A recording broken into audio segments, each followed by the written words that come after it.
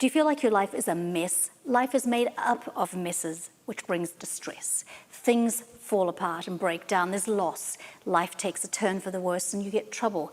And it can feel like... Because I feel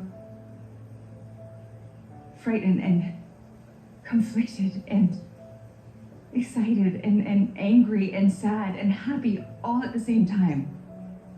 I have felt that way, and if that's where you are today, then I've got some tips for getting you through the mess you're in. Welcome to Morning Tea.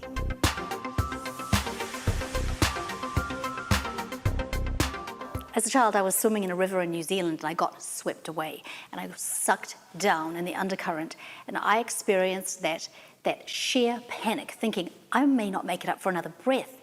And what a feeling it was to break to the surface, gasping for air as the river somehow kicked me out into some branches that I clung to until I was rescued. Experts teach you that if you ever get caught in an undercurrent, stay calm. Turn your body and your feet toward the danger for maximum control as you are swept along.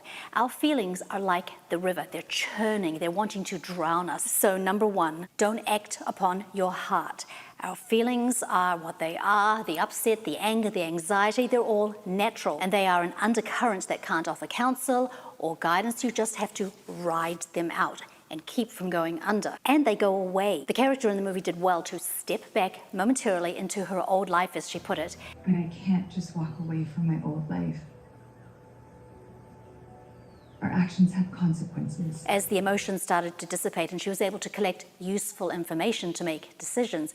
But if you act on the desires of the impulsive heart, you may actually amplify the mess and make everything worse. I recently watched a news article and an interview with a man whose daughter had been murdered. It was clear who did it, but justice was working away in its often slow, grinding pace, and his rage erupted.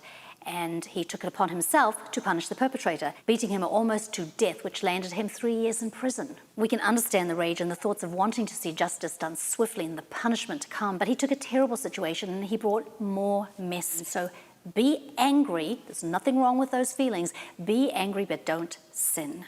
In my book, I talk about God with us in our messes. He has seen you tossing and turning through the night. You have collected my tears and preserved them in a bottle. You have recorded every one in your book. Wow, that's a lot of love there.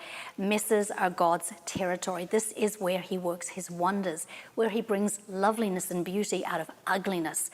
We often end up in messes because we have been living our way, doing things in our own understanding, which is tragically limited, and we are also so easily self-deceived. Adam messed up, and in his shame he ran away and he hid, and then he blamed God, and then he blamed his wife. This is what we naturally do. He doesn't get into an uproar. He's not surprised by anything, but he's with us right there in our mess, with care, with love, and in our weakness, the mess becomes a tool for the strengthening of our faith. Thank you so much for being here today. Don't go without subscribing, and remember to look for the blessings. They're all around you. Bye-bye. Where would be the